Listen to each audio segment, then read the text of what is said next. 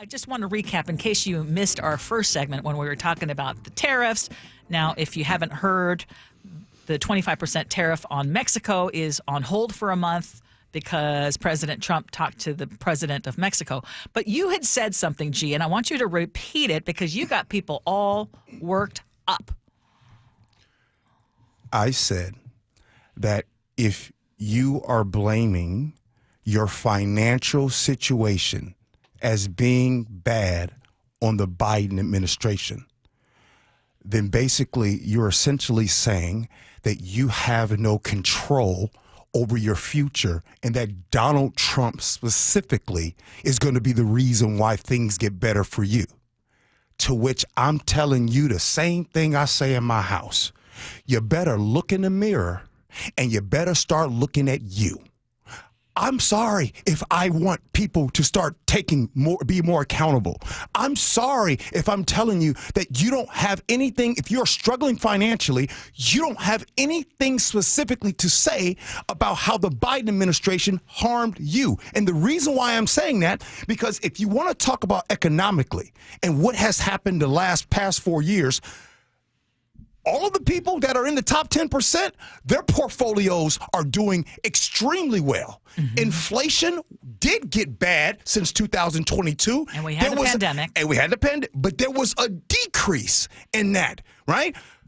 Jobs and all those things. So now, I'm going to share a couple of stories. I want you to respond because Liz in Gig Harbor said our fuel bill for our one log truck went from an average of $3,500 per month to $8,000 per month during the Biden administration, among other business expenses.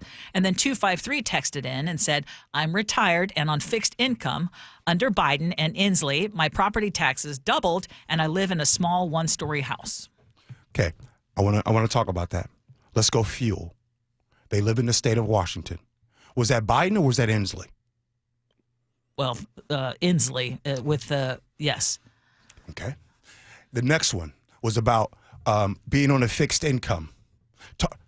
How often do I talk about in this state people that are on fixed income and how gross it is that there's always a new tax, the property tax is going up, and how we are a regressively taxed state? How often do I talk about that, Ursula? No, I'm being serious. Very often. Daily. Now, if you could, you'd talk about it every segment. So, what you all hear in my voice, and it might sound like I'm callous, and it might sound like I don't care, but this is what I'm doing, Ursula. I'm telling everybody, like, you don't have any more time to point fingers. You got to grab your thumb and you got to start to look at yourself on what you can do. Nobody cares.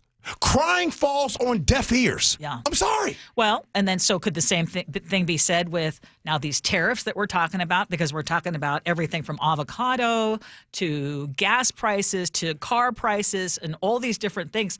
Those are going to go up as a direct result of a president's actions.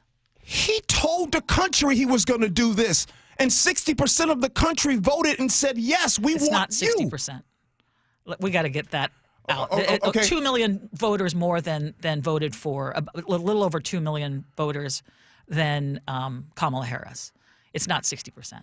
He won all 7 swing states. Yes, no, he definitely won. He won the popular vote. Yes, there's no question. Okay, but I'm just saying, I'll take out the 60%. Let me just say this: everything that Donald Trump is doing, he literally campaigned on it and told you he was going to do it. Now that he's doing it, there will be people impacted in this country, businesses, and all those things. However.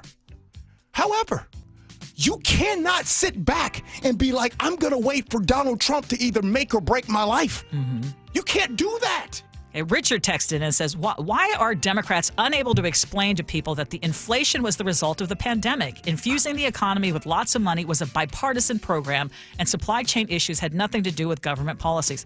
Make great points there, Richard. But Ray wants to know, Gee, are you going to tell the homeless the same thing? Pull yourself up by your bootstraps?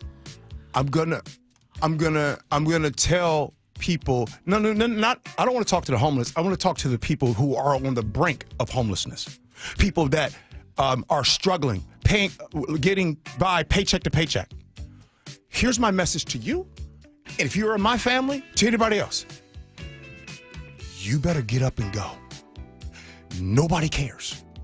crying falls on deaf ears right now. This country does not care about poor people.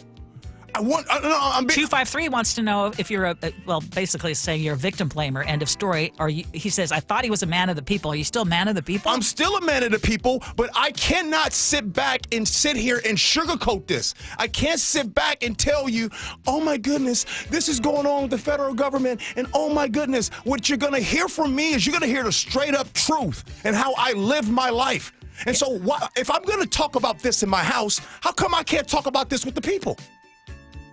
You can't sit back and just wait. You're either the nail or the hammer in life. You're telling him be the hammer. Be the hammer, baby. Okay. I don't know if you feel better after that. No, everybody's still mad at me. 888-973-5476, 888-973-KIRO. So what they want me to do? You want me to sit here and say, oh, you know what, guys? Just everything's unfair right now. Just do Is that what you want to hear? No, so you're basically saying you can't someone else says you can't let Biden off the hook and then put Trump on it. So in essence, you're not putting Trump on it either. Exactly.